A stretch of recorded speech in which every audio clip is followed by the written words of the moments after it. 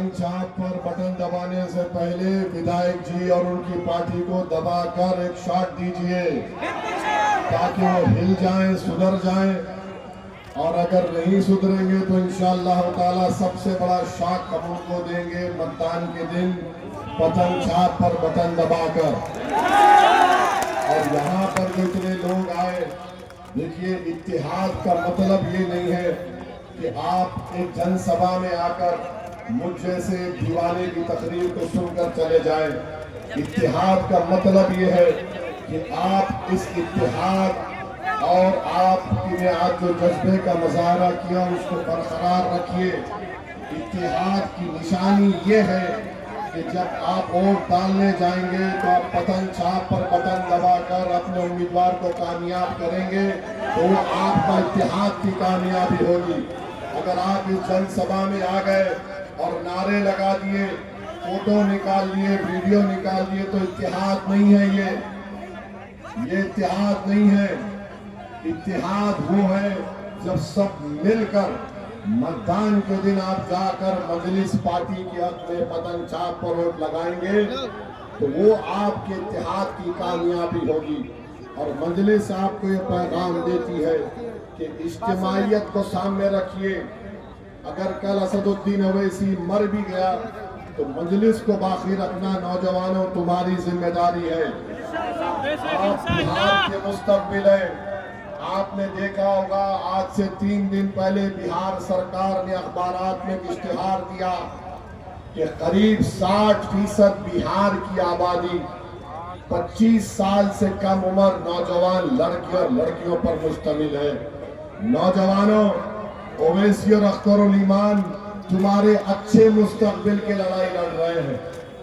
हमारा तो खो गया काम, अब आपकी जवानी है, आने वाला कल तुम्हारा होगा। नौजवानों, अगर तुम गफलत करोगे तो जिस तरह तुम्हारे बाप दादा ने तकालीफ उठाई, खुदा ना खास्ता नौजवानों तुमको भी वही तकलीफ उठाना पड़ेगा।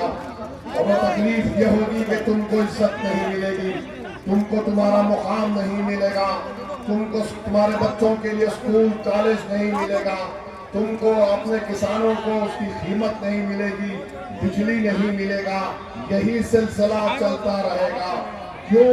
क्योंकि ये सब लोग जान चुके हैं कि इनसे सिर्फ वोट हासिल करो, यकीनन मोदी अमित शाह को हम हराएंगे इंशाअल्लाह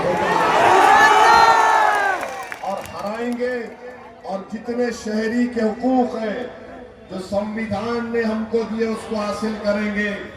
जिस पार्टी को आपने वोट दिया वो सिर्फ वोट हासिल किया, आपके हुकूक नहीं दिए। मजलिस ये कह रही है कि वोट भी दो, बीजेपी आरएसएस को हराएंगे, जिसने धोखा दिया उनको हराएंगे और आपके हुकूक आपको दिलाएंगे। देखो नौजवानों, बुजुर्गों, माँ और बहनों, फर्क को महसूस करो।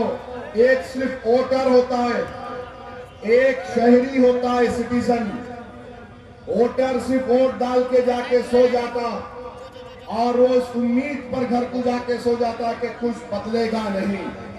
अगर तुम शहरी बनोगे, मैं तुमसे वादा कर रहा हूं, हम सीमांचल पर एक इनकलाब लाएंगे, सबको नीचे से लेकर ऊपर तक बदल देंगे।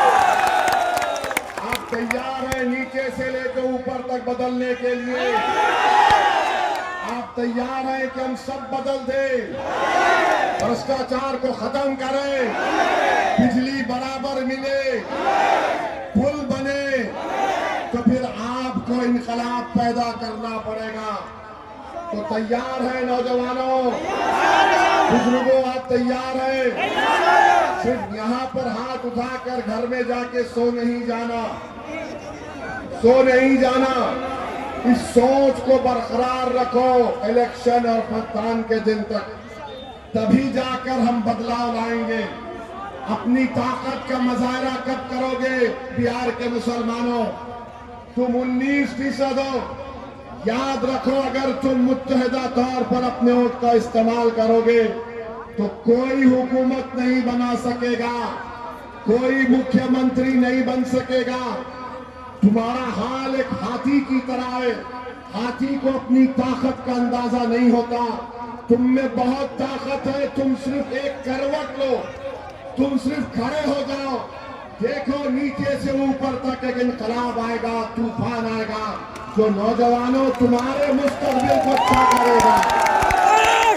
तो ये लड़ाई नौजवानों की है, ये लड़ाई उन 25 साल से कम उम्र बच्चों की है जो कल आने वाला कल उनका हो सकता है। अगर तुम बेदार नहीं होगे, अगर तुम इसी तरह वोटर बनोगे तो फिर कुछ नहीं मिलेगा। आप वोटर बनेंगे या शहरी बनेंगे, हमको बताओ। आप वोटर बनेंगे या शहरी बनेंगे, बताओ। बीजेपी से मत डरो, अल्लाह से डरो, और बीजेपी हारेगी इंशाअल्लाह ताला। और हम मोदी अमित शाह को बोलते हैं कि जब सीमांचल को आप आते हैं तो सीमांचल की जनता को बदनाम मत करो मोदी कि यहाँ पर घुसपैठी आ गए। इस सीमांचल की सरजमीन पर एक एक बच्चा, एक एक हमारी माँ, हमारी बहन, एक एक बुजुर्ग भारत का है, कोई बांग्लादेशी नहीं है। कोई बांग्लादेशी है? हम सब भारत के हैं ना। अब मोदी आकर बोलते हैं यहाँ पर घुसपैठी आ गए, तो उसका जवाब यह है कि मोदी को हम बोलते हैं 11 साल से प्रधानमंत्री मोदी है या सीमांचल का कोई शख्स है, बताओ। होम मिनिस्टर, गृह मंत्री अमित शाह है या फिर वारिस पठान है, हमको बताओ। तो फिर तुम्हारे नाक के नीचे अगर कोई बांग्लादेशी आ गया तो तुम नाकाम, तुम कुर्सी छोड़ के जाओ।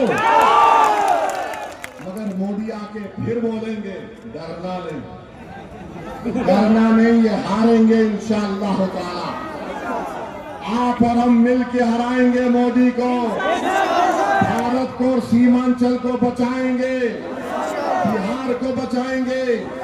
और जब अगर कोई आरएसएस का आदमी बोलेगा अरे सीमांचल में बांग्लादेशी है, तो बोलना सीमांचल में नहीं है, दिल्ली में मोदी की एक मुंह बोली बहन है जिसको बांग्लादेश की जनता ने भगाया, तो वो मोदी के पास आ गई। मोदी ने कहा मेरी बहना मेरे छत्र छाया में रहना। हम मोदी जी को बोलेंगे आप सीमांचल को लाओ, हम उसको बताएंगे बांग्लादेश का रास्ता और उसको धकेल देंगे बांग्लादेश। कितना जुल्म किया जा रहा है बंगाल के हमारे बंगाली जबान बोलने वाले मुसलमानों को पकड़कर उठाकर बांग्लादेश में फेंक देते। आज अखबार में रिपोर्ट पढ़ा कि कोलकाता हाई कोर्ट ने कहा कि 4 हफ्ते में वो जो 2 बंगाली मुसलमानों को मोदी की हुकूमत ने बांग्लादेश में ढकेल दिया, उनको वापस लाओ। उसमें हमारी एक बहन है, 8 महीने की प्रेग्नेंट है, हामिला है, उसको पकड़कर बांग्लादेश में फेंक दिया। ये जुल्म का खात्मा होगा। और याद रखो, मोदी, नीतीश कुमार, चिराग पासवान और कुशवाहा साहब ने मिलकर एक ऐसा कानून बनाया है जिसके जरिए हमारी मस्जिद को छीनना चाहते हैं, हमारे दरगाहों को छीनना चाहते हैं, हमारे कब्रिस्तानों को छीनना चाहते हैं। वक्फ का मालिक कौन होता है, बताओ? वक्फ का मालिक कौन होता है? जोर से बोलो, वक्फ का मालिक कौन हो सकता है? जोर से बोलो ताकि दिल्ली तक आवाज जाए, वक्फ का मालिक अल्लाह। मोदी बोलते नहीं मैं मालिक बनूंगा। मोदी जी आप टकरा नहीं सकते जमीन व आसमान के खालिक से इंशाअल्लाह ताला। ये हासिल करना चाहते हैं। जब वोट डालने जाओगे तो याद रखना ये भी कि जब मोदी की पार्टी ने, नीतीश कुमार ने, चिराग पासवान ने यह कानून लाया तो भारत की पार्लियामेंट में आपका भाई, आपका बेटा, आपका खादिम असदुद्दीन ओवैसी ने उस बिल की धज्जियां उड़ा दी, कानून और संविधान का हवाला दिया।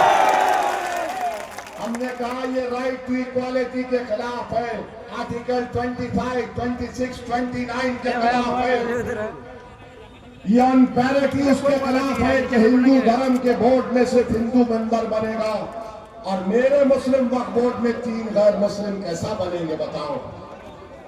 बोध गया है बिहार में, उसका मेंबर सिर्फ हिंदू और बौद्ध मजहब का आदमी बन सकता है। जब वोट डालने जाएंगे याद रखना कि सदुद्दीन ओवैसी तुम्हारे आदिम ने पूरे देश के सामने पैगाम दिया कि मोदी जो कानून बना रहा वो काला कानून है। हमने उस कानून की कॉपी को फाड़ कर पार्लियामेंट में फेंक कर कहा ये कानून गलत बन रहा है। तो मेरे अजीज दोस्तों और बुजुर्गों, क्या आप इत्तेहाद को मजबूत करेंगे? इत्तेहाद को मजबूत करेंगे। याद रखो, इत्तेहाद जिंदगी है, इत्तेहाद जिंदगी और इंतशार मौत है। हमने सब कोशिश कर ली गठबंधन में जाने के लिए, खत लिख दिया लालू जी को, तेजस्वी को। अब बिहार की जनता जानती है, सीमांचल का बच्चा बच्चा जानता है, भारत जानता है कि ओवैसी और अख्तर उल ईमान ने बीजेपी को रोकने की कोशिश की बिहार में, और कौन रोकना नहीं चाहता वो आप जानते हैं, और आपको इसका भी फैसला करना पड़ेगा। तो वोटर बनकर नहीं, शहरी बनकर वोट देना है। आपके राइट्स आपको मिलना है और मिलेंगे इंशाअल्लाह ताला। आपका बेहद शुक्रिया, इतनी देर से यहाँ पर आए, इतनी गर्मी में आप यहाँ पर बैठे। अब आप जब घर जाएंगे, जब कभी बिजली बंद होगी तो दिमाग में एक ही बात डालना कि मतदान के दिन मैं विधायक की बिजली बंद कर दूंगा इंशाअल्लाह। साथ देंगे ना? तो लगाइए मेरे साथ, सीमांचल की जनता जिंदाबाद, सीमांचल की जनता, सीमांचल जिंदाबाद, सीमांचल जिंदाबाद। नारे तकबीर, नारे तकबीर।